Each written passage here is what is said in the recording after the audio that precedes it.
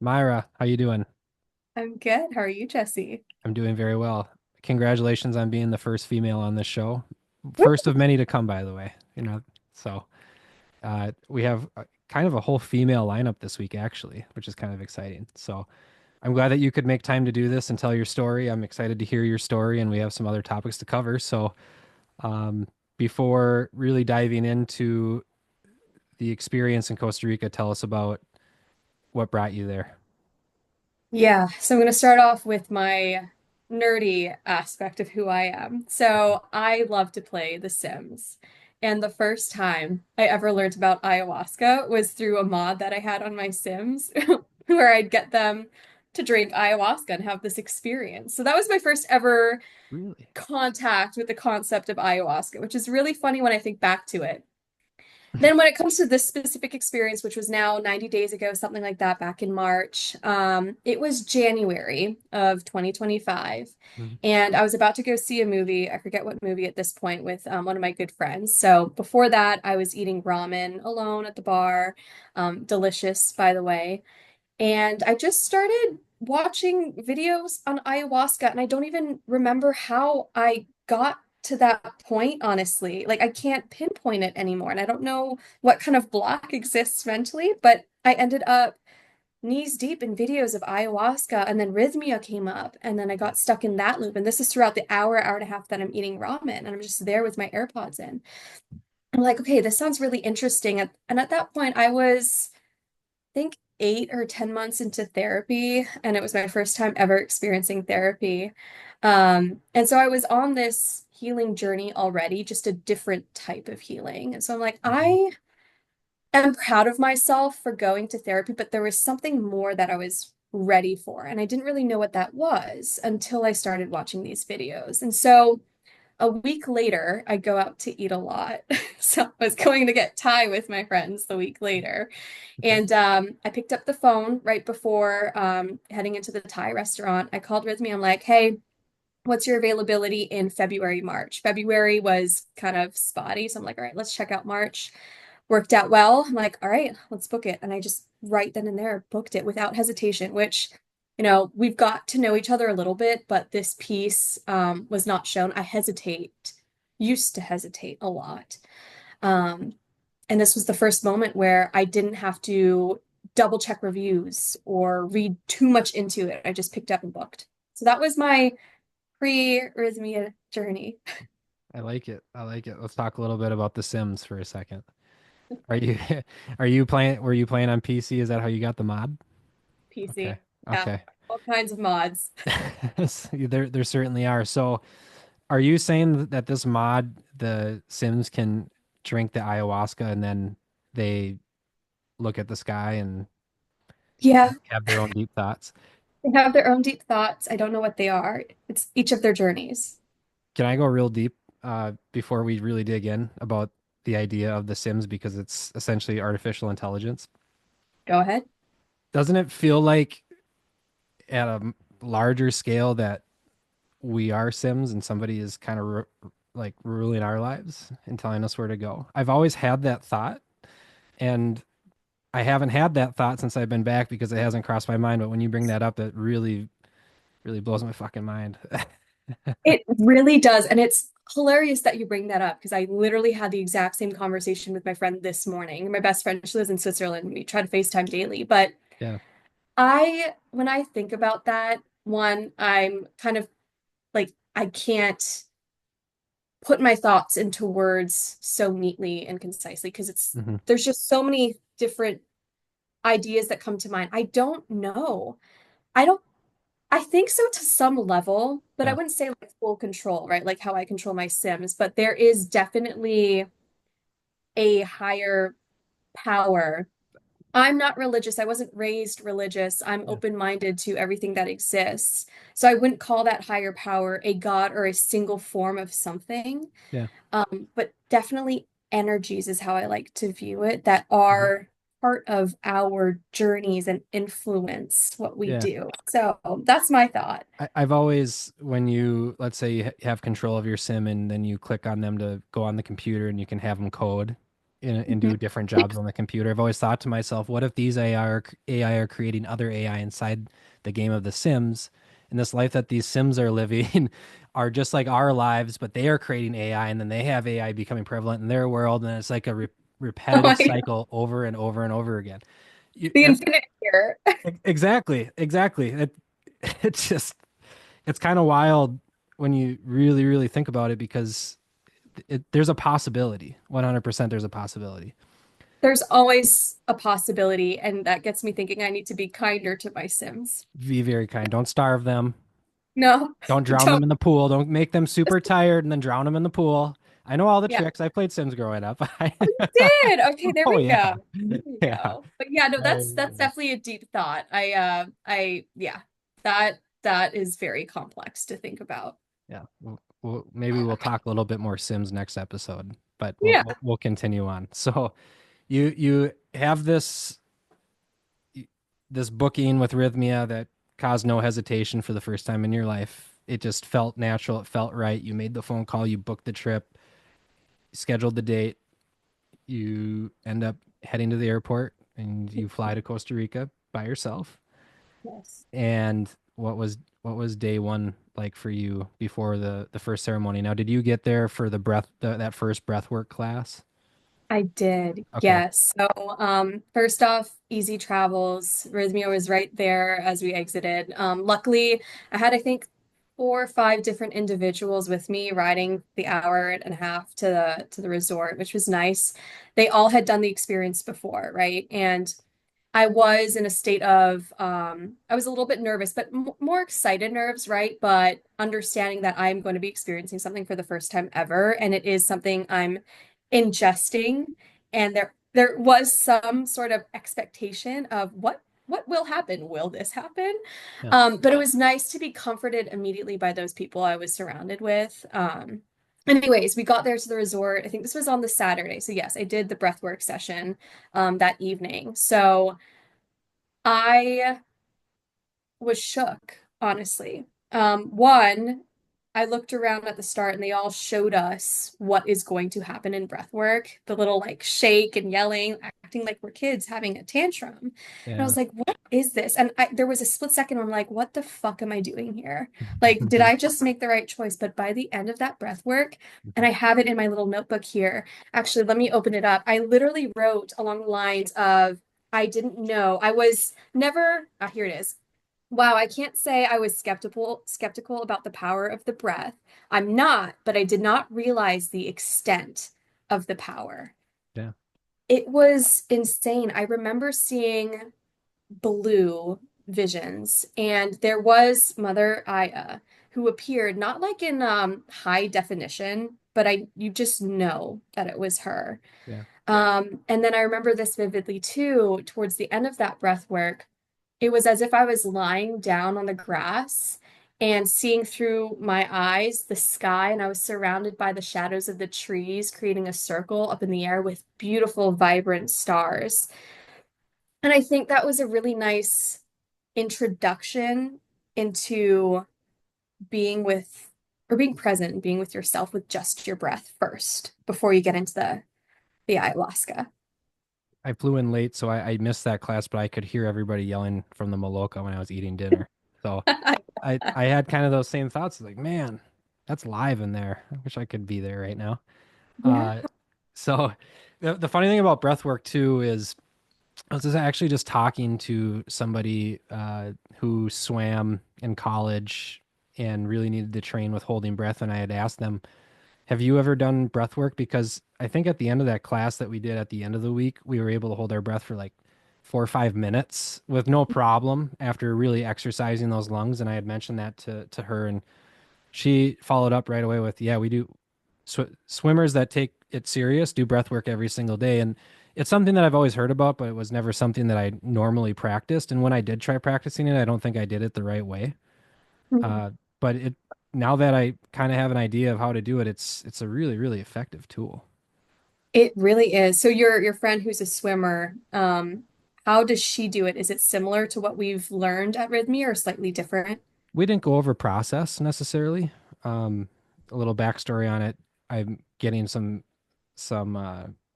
physical therapy right now, so she was just the physical therapist. So, and she Okay. swam. That's Okay. it was a Very very nice. general conversation. Yeah, but Like it's that. kind of cool how Yeah, there's little sprinkles of everything we've yeah, learned throughout the life that we're living post rhythmia, right? definitely, definitely. And it's something that I would have never guessed that swimmers practice because I never was a swimmer, so Right. yeah. And I know that they have to have good breath, but like the hardcore breath work practice, right? And every day being part of their routine, I would have Mhm. never thought that either. No, Yeah. no. I guess picking up your head to get that breath when you're swimming costs a half second, and every half second matters, especially when your margins are thin in competition. So makes Point. sense. Makes sense. So, okay, we get done with breath work. We have our first night meal before the night of the ceremony. All the food at Rhythmia is absolutely wonderful and fresh.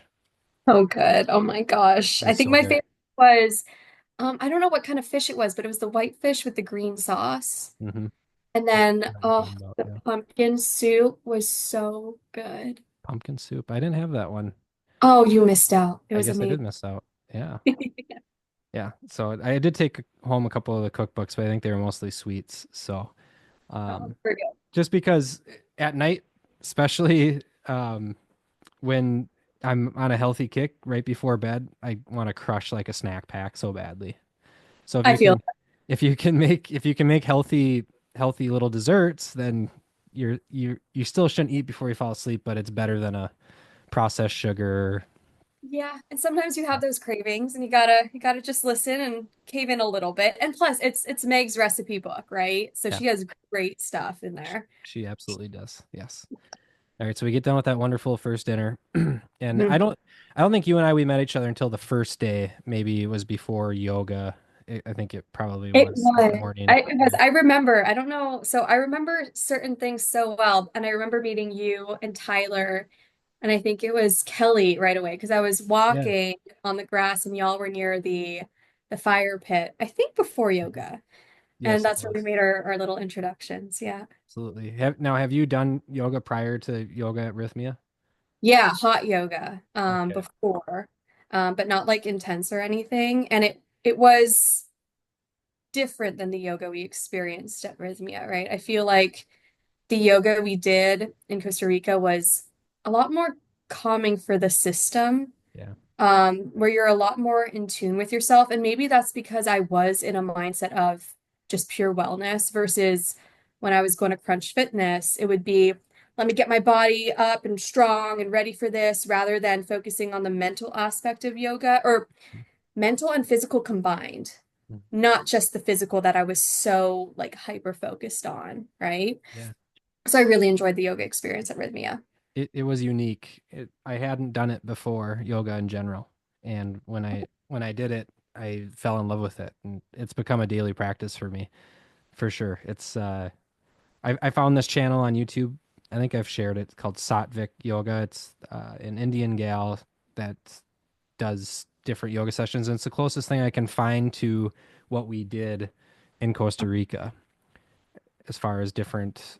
She focuses on chakras, breathing, breath work, and then also thousands of different videos of different yogas. So something I really have learned to enjoy, and it definitely is like my cup of coffee in the morning. Yeah. Now, what did you do before Rhythmia in terms of like your physical, mental, I guess, world? What kept you together? I was in pieces. I was a drug addict. I'm going to be completely honest. Oh, that's I fair. didn't have any healthy habits. Okay. And every time I tried to start one, I would quit Mm. after 2 weeks when the going got tough, or when I just wanted to fall back off the wagon and hurt myself a little bit more. So it definitely, you had said before we hit record, take 60 days to form a habit. I Mhm. agree with that because I've been told before it's 21, and I don't think 20, I think 21's too soon. It's too soon. And you'll have to verify if it's 60 days or not. And those who are listening, we got to verify that. But that's the number that comes to mind from therapy. I could be wrong, but it does take longer than 21, I feel. Right. Right. You're learning the habit, then it's a matter of, okay, integrating it into your day-to-day life and Yeah. then solidifying it. And then I feel like the final phase is, okay, now it's the extension of who you are and you're actually practicing it Yeah. without feeling like there's effort involved. That's the biggest difference. Yeah. Yeah, definitely. Yeah, so to answer your question, there was no good practices whatsoever. There wasn't. And I would say that that was something that went on for over a decade for me personally. But before that, I was in very good shape. I took care of myself, but I lost focus. I lost love for myself along the way, and I ended up really hurting myself and others around me as well. So Yeah. we get done with that yoga. We have our first class, the introduction Jerry's story, which is a very unique, special story. I wish I Yes. could tell it as well as Meg told it. It No one can beat her. No, no, she's wonderful, wonderful at sharing. I just followed her on Instagram. I hope I could have her on someday. That's a dream. That's a dream of mine. That would be awesome. It would be. So, what were your thoughts of that first class? Did you have expectations going into it? Um, First yoga class, no. I didn't have expectations. I think I was just ready to get into ceremony. My Mm, mind was only thinking about that, right? Because that was going to be the highlight of the day for myself, right? yeah, So truthfully, I went into that first yoga session not fully present. You'll learn that the following days after ceremony, I became a lot more present for yeah, specific reasons. But yeah, that first session, although it was good, I don't think I brought my full self there like I could have to experience the true benefit from it. yeah, Yeah. yeah.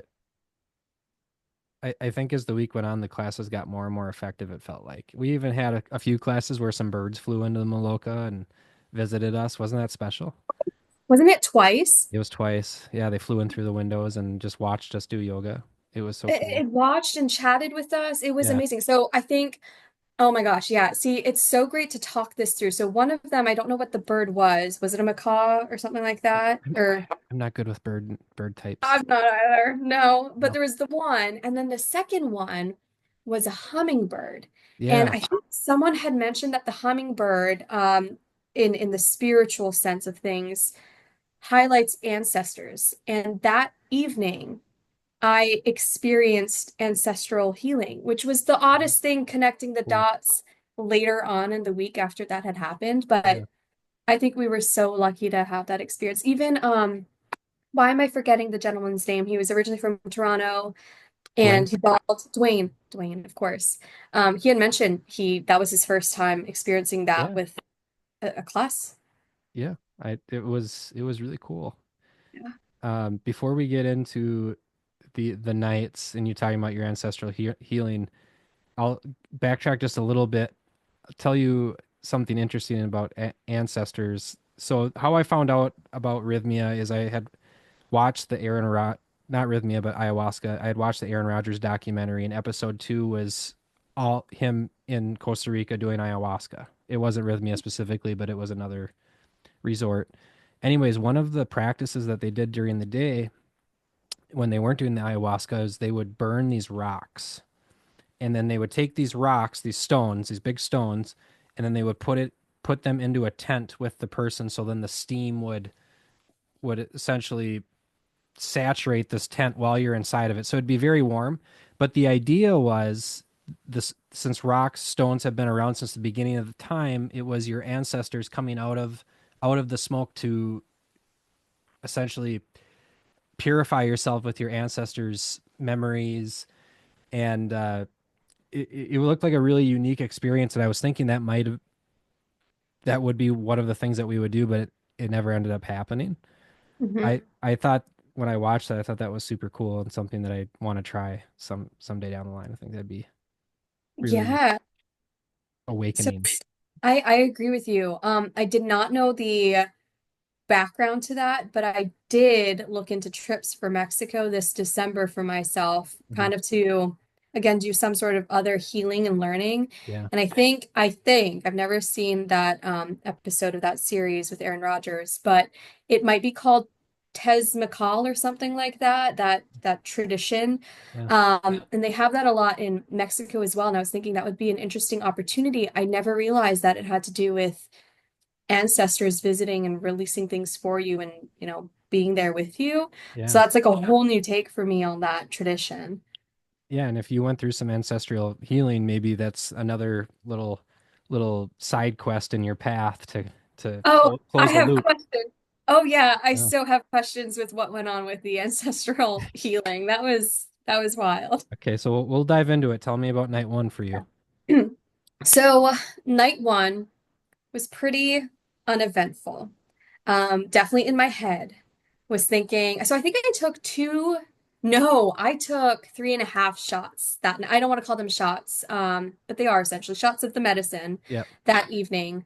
Um, and like I heard people starting to cry and experience their healing journeys. And I was laying down in our very comfy beds. And I'm like, why aren't I experiencing anything? And I became frustrated and irritated. I'm like, this is not working, doubting myself. And that was my whole night. It was the Mhm. doubt. And then when we had the closing circle and I'm hearing everyone's experiences and stuff about octopus, I'm like, what is happening? Is there something wrong with me?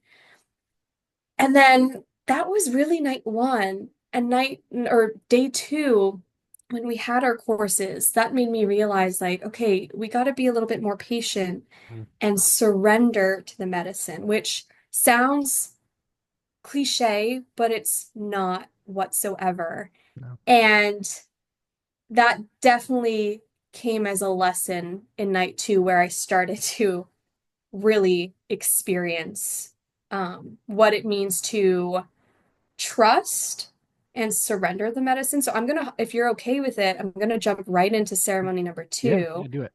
Um, to this day, at least once every other day, I think about what happened.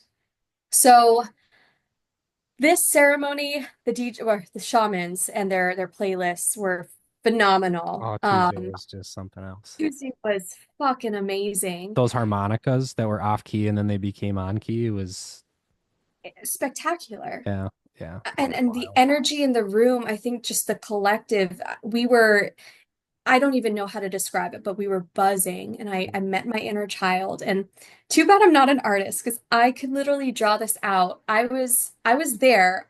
I was not visible. It was my POV and little Myrah was in front of me, but just the back of her head and her nice black hair, that was my natural hair color, Yeah. long. And she never acknowledged my presence, but she knew I was there and she was happy I was there. I think that interaction was for grown-up Myrah to realize that mini me is still there Mhm. and you're still there to nurture her, but she's also there as an element to help me grow. And so that was stunning. And there was this big red like heart beaming with bright light. So that was one highlight of ceremony number two. Um, and then it was just peaceful pretty much for the rest of the night until for some reason the closing circle. And I got all of a sudden extremely irritated and not like irritated as annoyed with my experience that night. I, Mhm. I don't know what happened in my body. I tried to join the circle. I don't know if you noticed, but I had to go sit with our sisters near the exit because I'm like, I can't do this. I actually asked them, can I leave? I want to go back to my room and fall asleep. And Yeah. they're like, well, usually we have to wait and I could go get permission. I'm like, no, I don't want to disrespect the tradition, the ceremony, the culture. So I'll wait it out. Jesse, I have never breathed like I did that night. I don't know what even was happening, but I was making noises and breathing in ways I've never done before. Mhm. So much so that at the end of the closing circle, I was still with my sisters and I couldn't get up. I was on a cloud and literally floating. My body, my mind, and everything was like gravity had taken it. So I had to get help to stand up. It Wow. was wild. Doesn't end there. Okay. Okay. All right. So I'm walking on clouds back to my room with my sister because she needed to help me walk back. Um, cleaned out my shot glass, touched it to the grass, got ready for bed, and then this is where I don't remember if I had fallen asleep or if I was just trying to fall asleep. I had this knowing, and I call it knowing for a very specific reason. It's not a feeling, that's another word I could use to describe it, but it was a knowing that I was about to die right then and there. Okay. And so much so that I picked up my phone and I messaged my family at like it was like fucking 5:20 their time, 4:30 our time, something like that. I'm surprised. I'm surprised my mom didn't freak out and call me because me texting "I love you guys" in the middle of the night is kind of concerning. Very concerning. Yes. But I simply said "I love you guys" with like a bunch of like little emojis, Mhm. because I genuinely really thought I was gonna like, pass, and I saw it and I felt it, and there's no other way that I could describe this, but it was so raw and real. Yeah. The point where I got up from bed and I verbally, so I didn't have a roommate. I was supposed to have a roommate Yeah. and didn't, which pros and cons, I think in this case was a con. Because I got up and I verbally started to say, no, I refuse this. I don't want to die. And I got so frazzled. I threw on my clothes. I went to go stare at the phone. I didn't know how to work the phone.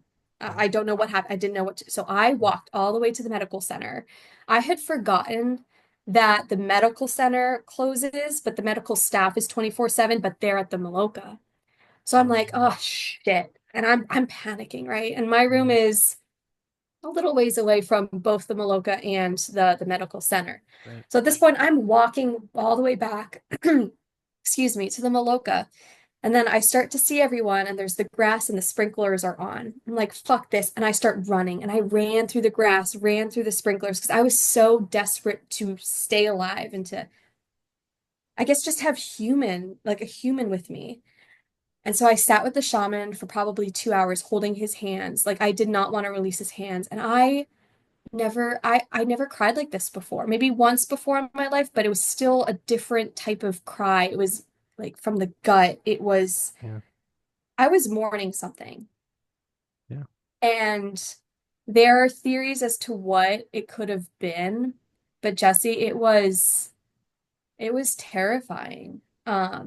Like I did not want to do the ceremony Wednesday evening when I was at the shaman. I literally Yeah. told him, I'm done. I remember you saying on that Wednesday at lunch something like, I don't want to do this. Right. Yeah. Do Yeah. you think, reflecting on all of that, do you think you know why you reacted that way? I think I do. So obviously like all of us, we have some level of trauma in our lives, Hmm. right? Yeah. And a lot of my trauma resulted in um this feeling of needing to be in control of the life of my family. And I'm talking the life Hmm. of my family, avoiding death in the family. Right. And me needing to constantly be there or be aware of what's always going on. I was in Costa Rica. It was late at night, and I think this is the biggest, um, I guess, barrier to my growth was that need for control. Um, and not having my family around and being completely alone. I think that's what Mother Aya or the universe was trying to show me is that you need to learn to lead your life on your own. Yeah. And though it's okay to have care and love for others, it is not your responsibility to keep them alive. That is, and it comes from childhood trauma, right? So Hmm. the subconscious and my inner child, right? She has this feeling of that's her need, that's her responsibility, but that's not. And so I think that was the reasoning for that experience. And later I learned that it could have been a level of ego death there as Yeah. well, Right. right? Well, and how symbolic for your roommate to not show up. So you're all by yourself in that room. It was Yeah, definitely that's on purpose. wild. This was a lesson that was meant to be, that was supposed to happen. I'm so grateful for it, but damn, that was terrifying. All right, off topic question real quick. Just real curiosity. Yes. You're in a room with two beds, right? Hmm. Did you sleep in the same bed the whole week or did you switch it up? No, I actually slept in the same bed the whole Okay. week. Like I like Okay. to choose it and I pick it. Now Yeah. I did steal some pillows off of the other bed once I Okay. kind of knew like, okay, I'm not gonna get a roommate because I love just to be like piled into pillows and How be all dare you? cozy. I know, right? I'm just so Okay. selfish when it comes to pillows. I had to know because I was thinking about that for myself and I just don't know if I would switch it up or if I would just stay in the same one. Yeah, guess it depends on the mood. Now, what was your situation again with roommates? I had Mike Darling and Hmm. Jason. Okay. Yes. Yeah, Yeah. Jason. Yeah. Yeah. Okay. Yeah. Okay. Very cool. So, my whole thing was go stay with strangers and make it as uncomfortable as possible for yourself. My Mhm. biggest fear going into Costa Rica was, oh man, what if they smell? What if they snore? Turns out you don't really sleep throughout this whole trip anyways. Mhm. Um, so I had my reservations, but that was the whole purpose was be super uncomfortable. Mhm. And I'm still navigating that in my integration about putting myself in uncomfortable situations. We'll Yeah. talk about that maybe a little bit later, but you're on Wednesday, you're at lunch, you had that experience on Tuesday morning, Mhm. pretty brutal from what it sounds like. My similarity to that, I had my death on the final night, but I had to experience the death of my parents before they died on Monday night myself, and I had to go through that. Mm. And it was part of it. I think it was the week prior my mother was in the hospital, so maybe that was part of it. Is my subconscious was thinking, okay, what's going to happen when my parents die? Mhm. And just a slight backstory on my situation. Uh, my parents have been my rock through my divorce, and they've been there for me through all of it. So part of me feels a lot of regret for still continuing to be an addict when they took me in when I was at my lowest and continuously doing drugs even under their wing. And what I had to go through that anticipating the death of my parents is okay, how are you going to deal with this? Are you going to relapse, or are you going to handle this like an adult and figure it out? Because everybody loses their parents at some point in their life. So how are you going to go through it? So that was I had a few death things just like you, and that was the Mhm. first one for me. So Yeah. yeah, continue on for ladies' night. You didn't want to do it. Yeah. So I just want to rephrase, or can I rephrase something that you said? Sure. So you said be an adult, right? Mhm. When the death of your parents happen, are you going to be an adult or relapse? And I'd like to rephrase, are you going to relapse or become the better version of who you are? Just because I think that's Yeah. a better way to put it, Yeah. right? Yeah. From my perspective. Yeah. I Um, agree with you. but dang, I didn't know that you had gone through such a deep death experience. So thanks for sharing that. Yeah. That's something. But Yeah. yeah, ladies' night. Good night. Super mellow, chill. It was a vibe. I was relaxing, dozing off, again, letting letting gravity take me. It was honestly the most Uh, beautiful night, and I was yeah. so happy because I think that was the night where the universe was showing me, okay, now that you've learned to surrender and trust the medicine, which I for some reason did because I showed up to the Hmm. third ceremony. Yeah. Even though I was adamant about not going, I did because I knew there was something else for me beyond what I experienced the other night. And what I experienced the other night, turns out I learned it was for a reason, right? But Yeah. that night was phenomenal. Yeah, it was fantastic. I'm trying to think of any highlights from that particular night, but I think it was really just the lightness of me being a feather on my bed, even as I'm walking to go purge. I was just walking with such ease. And I think I even thanked, actually, you know what? I think it was the first night where I thanked my puke bucket. I literally was there. I'm like, thank you. Like, That's gratitude. That's right? definitely gratitude. Gratitude. Yeah. Yeah. Exactly. So I'm like, it's just insane how you come into this and you're like, well, you're gonna be puking, you're gonna be shitting. And I was peeing a lot too, interestingly enough. My nose was running like crazy, but gosh, did I learn to be grateful for all those four random Yeah. gross things that you would think are gross in day-to-day life. Um, but yeah, no, so night three was fine. Night four is when it really came all together. Okay. All right. Let's hear it. Yeah. So Yahe night, which I'm sure you've talked about with the others before. But that was intense, right? We got in, I think at like 6:30 and then we got out 8:30 a.m. Um, so over 12 hours together. Yeah. So that night, a few different things happened. And let me start off with a little bit of a female experience. And I'm going to Yeah. say female experience. I'm sure this could happen with the males as well.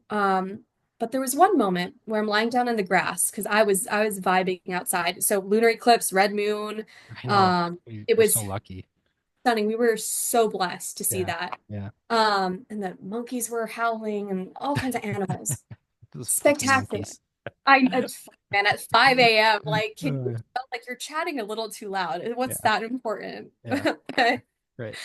Um, so I'm lying down in the grass and I'm like, I really want to go to sleep right now. Like I was just really wanting it. Hmm. But I kept on wanting to pee. So I'm like, okay, let me go pee. And I went to go pee. I peed.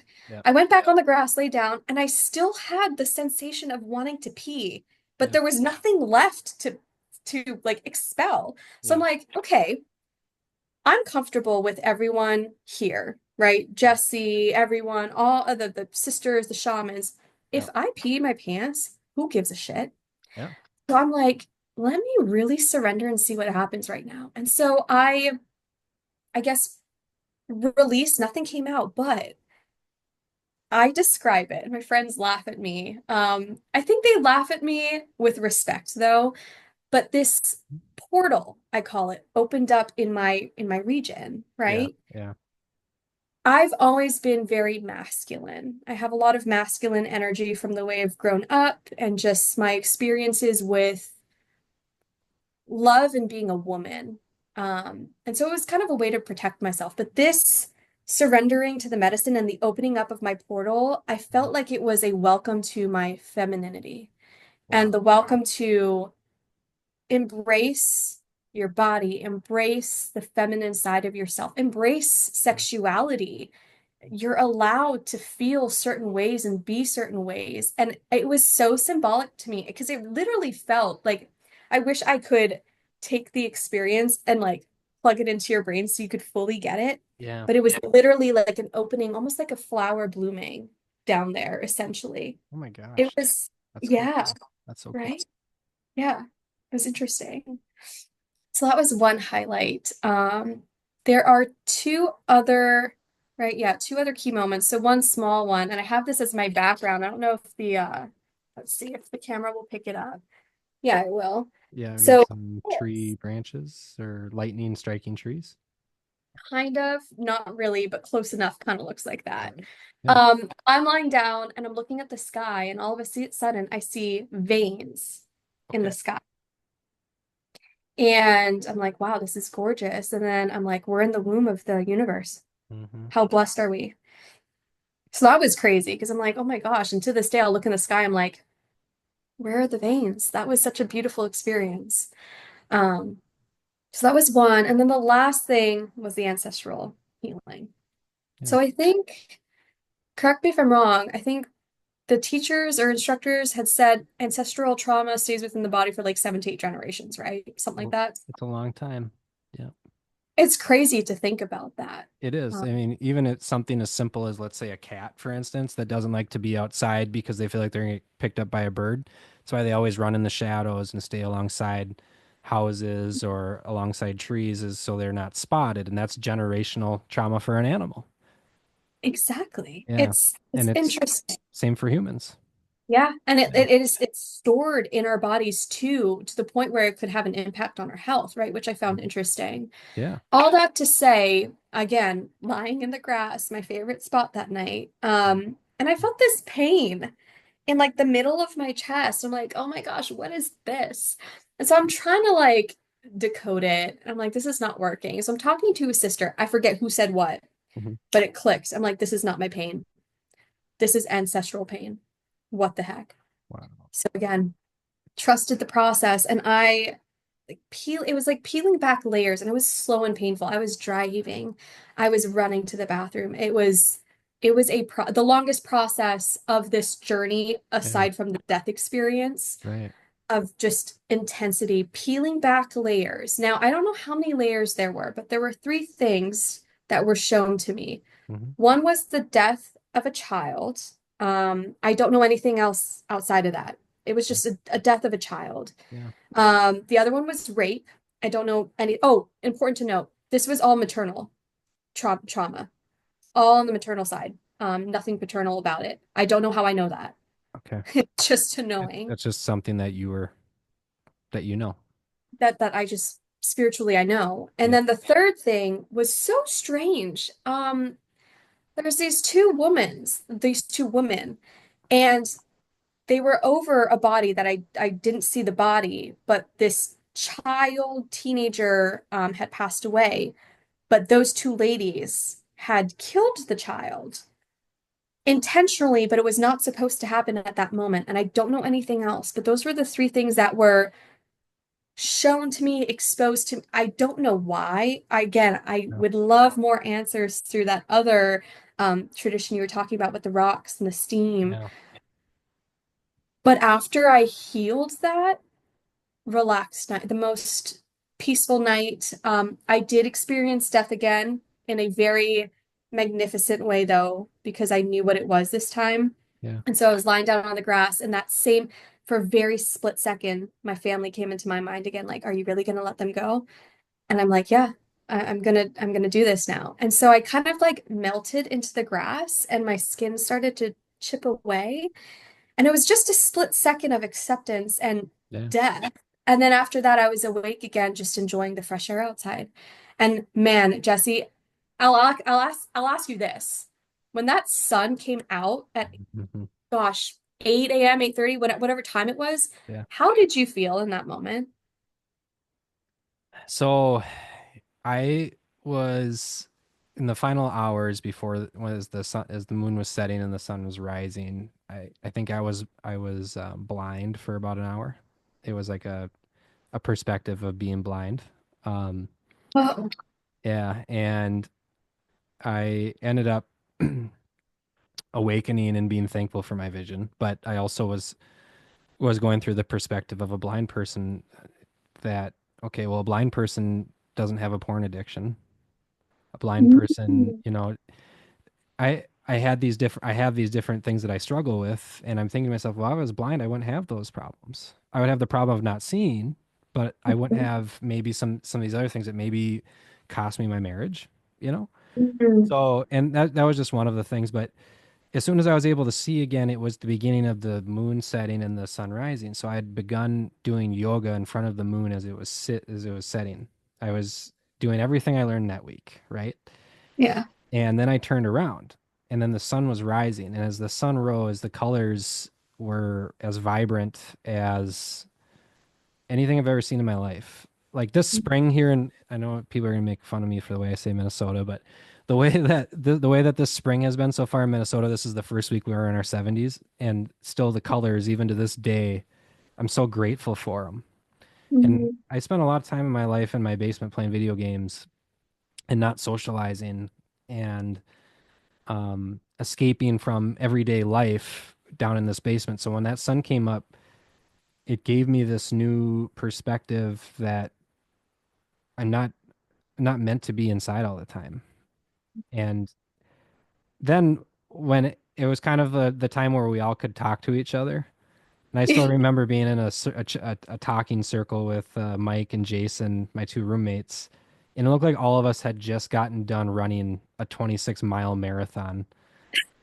Mike was sweating profusely. Jason was I called my wife in the middle of the night and I feel bad about it. He snuck his phone away. They took his phone away from him, so he was going through that story. I hope to have him I on to did talk hear about that. that. That's Yeah. hilarious. Yeah. He FaceTimed her in the middle of the night. So like we were all talking about that. I was talking about how awful it is to deal with my mother at the deli counter at a grocery store because she always picks fights with people at the deli counter. We were just kind of going over all these things and it felt like the beginning of the end or the end Mhm. of the beginning. It felt like a fresh start. That Yeah, that sunrise was the rise of my first day on Earth presently. I love that. And that's how I felt. How about you? Well, first off, amazing. I like how you said that the beginning, yeah, the end of the beginning or the beginning of the end, whichever way it's supposed It to was the go. beginning of the end of my and that was my ego death was my addicted self. So yeah, it Yep. was the beginning of my new life without the hard drug issue. Yeah, I Yeah. love that. I love that. For me, it was.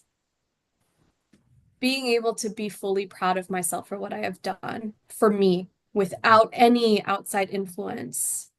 When I saw, so I was on my bed resting and my bed was facing the windows where the sun rose and I stared outside.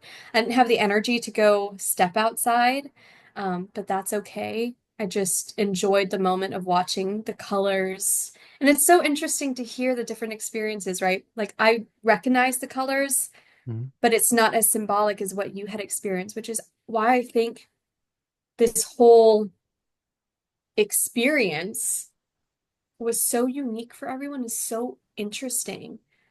Every single person had a different journey, had a different um, core memory from classes, from physical classes, from Mhm. the educational sessions to the ceremonies. It was amazing. But yeah, no, I was very proud of myself for having gone through that, especially that I had continued onward after that death experience that I had Tuesday evening.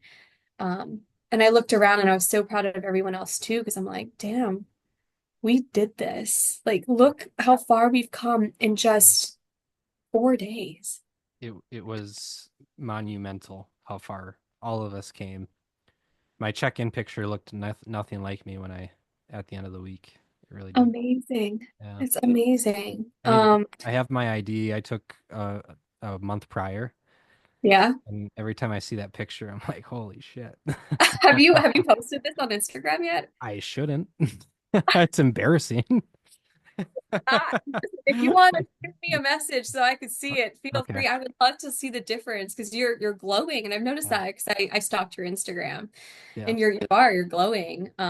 And it's great. I think it's lovely seeing everyone, continue onward. And there's the one thing I've learned is that there's going to be ups and downs, right? Mhm. Even after this experience, it's not a straight line trajectory all the way to the top. Yeah. There are hills, there are valleys, there are mountains, all different things. But I think what's the most important thing to recognize for me, what I feel is what I need is that these are lessons for you to take in and embrace Yep. because later on in 5 years from now, I know what I learned 5 years ago helped me get to where I am. All right. Yeah. Fantastic. It's amazing. I love talking about it. And what I really like, and I think we talked about this before we hit record, is that it's great to catch up with everyone who's been through this experience. It's a very different story when we're talking about this with others, friends, or in the dating scene, Hmm. different experience. Yeah. Yeah. Yeah. You mentioned it, so we'll just kind of go into it. I mentioned at the beginning of this podcast about doing stuff that makes me uncomfortable. And one of the things that make me the most uncomfortable are women. And I still have a really, really big challenge with it. I've gone on a date or two since, and I'm still not there. Whether it's me still healing from the divorce and just, you know, perfecting myself, because I feel like the next relationship, if it ever happens, I'm not sure if it will, but if it does ever happen, I have to be my foundation has to be very solid, and I have to love Mhm. myself before I begin loving somebody else, because the second that I take that attention away from myself, I think it's gonna affect things negatively. And with the pressure of my children, and um, setting a good example for them, it's really, really important to me to make sure if I do go into something again, that it's a good decision, and that's a healthy relationship that my children can look at and see and think, wow, that's how it's done. So I put myself to a standard, and I think that's part of the reason why I get so uncomfortable, or maybe I get a little too picky, and it's over dumb things. It has nothing to do with looks. It has to do with if she says something that I just don't agree with, I say, well, that's a red flag. You know, and I don't know if that's what I want to deal with. Uh-huh. And Yeah. so Yeah. I constantly go back and forth in my head, and it's the idea of dating is like we were kind of talking about before we even hit record, that mindset that we've put ourselves in, it's a completely different mindset of America. Mhm. Yeah. Yeah. Different than the average person for sure. Um, when it comes to dating, right, I think props to you first off for putting yourself out there, right? One or Mhm. two dates is progress. And honestly, I've gotten into the dating scene a lot more recently, just within the past month. April was full of dates, and I'm proud of myself. Maybe nothing's going to work out. Who cares? But the point is, I've learned a lot about myself. Mhm. My own I don't want my own red flags, to put it in modern terms, Yeah. right? Yeah. But I don't view it as, oh my God, I got a red flag. Oh shit, and then ignore it. I'm like, oh shit, all right. What is this that I said? What is this thought that I have? And why am I having a battle in my head right now of shit, that's a red flag? I obviously identified it as a red flag. Yeah. But why And is then it I'm a red flag? talking to, right? And then I'm Yeah. talking to myself. I'm like, all right, let's resolve this. And that's all because we're putting ourselves out there. Hmm. And I'm starting to think as I'm talking, it is for our own development, Yeah. less so of seeking out a partner, right? Like it's Yeah. great to have a partner. Don't get me wrong. I want a partner. It will happen to Maybe. experience life with, Yeah. but the journey to get there is the journey of me. That's right. That's right. Yeah. And Yeah. it blows my mind, right? It kind of makes me feel like I shouldn't take anything too serious until it feels like I'm ready to take something serious. Yeah. Yeah. Have fun Um, with it. what's what's your number one red flag? Give me it. What what's something that sets you off? Um, right now, I really don't appreciate when someone takes so much time to ask me on a date. It's like you dance around it. Like, do you want to go on a date or not? Right? Like, and I'm Mm. not talking, hey, we just matched, ask me out. I'm talking like, okay, we've been texting pretty good vibes for Yeah. 3 days. Like, do Yeah. you want to see me or not? So that's like, you can't, I don't expect commitment yet, but where's your interest in wanting to know who I am? Yeah. Right. You can Right? only get to know so much through messages. Yeah. Yeah. And as I say this, might I also initiate? Yes, I could initiate asking the man on a date as well. That's where there's different expectations, right? And that's where we get into modern society and all these different Yeah, it's just a big mind fuck, isn't it? mind fuck. Because I'm like, well, Yeah. yeah, Myra, you could ask him what the fuck's wrong with that. Yeah. He'd But, probably like it if you I, asked.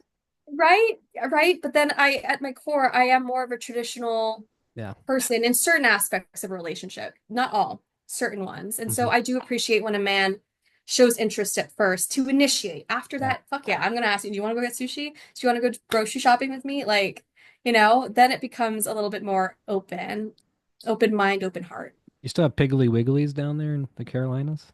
We do, yeah. I Can you think go to there's Piggly not, Wiggly with me? Is that what you say? yeah, yeah, exactly. I remember when I first learned about that. We were at Hilton Head Island, and we're like, "What the fuck is Piggly Wiggly?" It's so weird. Like, My big red flag, I'm gonna sound like such a douchebag when I say this, but if somebody takes a picture and there's a mess in the background, or if their car is messy, it really bothers me. It and I mean, I'm not gonna throw anybody under the bus, but what I've experienced is messy people in my life, and I am the exact opposite of that. I like things neat and tidy all the time, so it definitely sets me off. And then going over to what you're saying about when do you ask somebody out on a date? Mhm. For me, this is one of the big hurdles for me is getting there to ask somebody because it feels like while you are getting to know someone, you're playing that that tango back and forth where okay, they answered your question with a couple sentences. Now do I ask another question or do I just go right in for do you just want to go get some dinner sometime? Yeah. And it's I don't know. I'm just not Hard. good at it. I've never been good at it and I'm not good at it. And I don't think I'll ever be good at it. Listen, So, dancing takes practice, and I love yeah. that you use that metaphor. It's like a tango, honestly. It's Hmm. like you Yeah. got to learn where to place your foot and your hands and the rhythm of it, Yeah. and it is important, right? Because like if she asks, "How's your day going?" and you're like, "Hey, you want to go get a drink?" That's like super random, right? You're not going to Yeah. answer with that right away. Yeah. Um, but no, I think, if there was one thing that I could share with you is have fun with it. Yeah. Right. Because at the end of the day, it's really not that serious until you want it to be serious, Yeah. Right. right? Yeah. So, yeah. What so this is a debate I've had with some friends. Mhm. The opening line after you match was somebody, "Hey, how's it going?" Does that trigger you? That's hard. No, because I've seen worse. Oh my God. I've seen like, Oh, I'm sure. I'm sure. hey, how are you doing? I'm like, okay, that's pretty safe. I don't mind it, Yeah. honestly. Like, Yeah. would I prefer a little humor attached to something that I put on my profile? Yeah, Okay. that'd be funny, right? Because that Yeah. shows like, oh, you went through my profile. You're not just liking my photo to say, hey, what's up? It's like, Yeah. hey, I looked through your profile. Let me comment on this one thing. Sure. Um, but there's nothing wrong with a hey, how are you? What's Yeah. up? Hey, what's up? Yeah, Yeah. Yeah. yeah. I had this discussion with I think it was either Michael or Steven about the question of, "Hey, how's it going?" Hmm. And not just in the dating world, but overall, even with your friends, Hmm. because they don't really want to know how it's going unless they're ready to sit down and listen to what you're going to say for the next hour, because our life consists of so many different events at the same time. Hmm. And it's a question that I've always asked, and I've just really become dependent on it when I see people for the first time in a while, or "How have you been?" It's like, well, do you really have time to listen to how I've been? So Right. so maybe I need to restructure my questions when I see somebody for the first time in a long time is, "How's your day going?"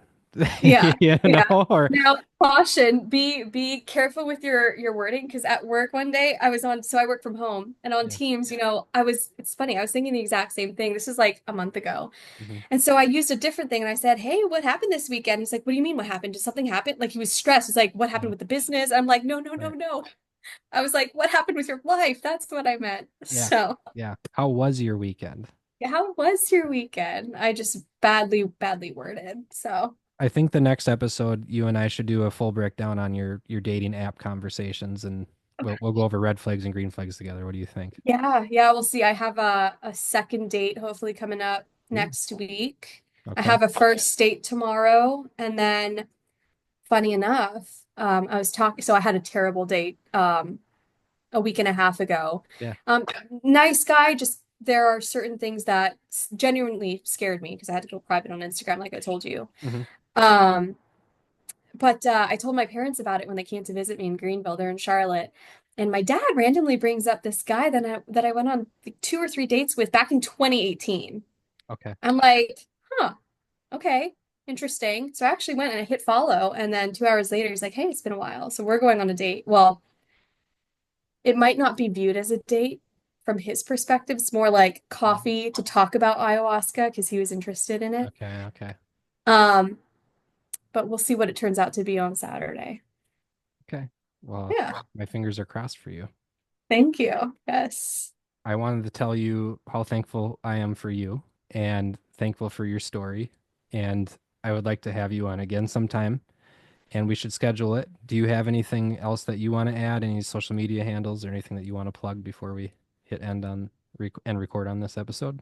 I do have my Instagram, but I always change my handle, so I literally cannot plug myself. So I don't know what it is today. I Okay. change it all the time. Next time. But no, I mean, I will echo back to you, like, thank you. You have been such an important piece of my journey when I was at Rhythmia, and even now into integrating this conversation I'm having with you, Hmm. Of and being able to comfortably and confidently share is the one of the best feelings. So thank you. course. Of course. Thank you so much. Thank you.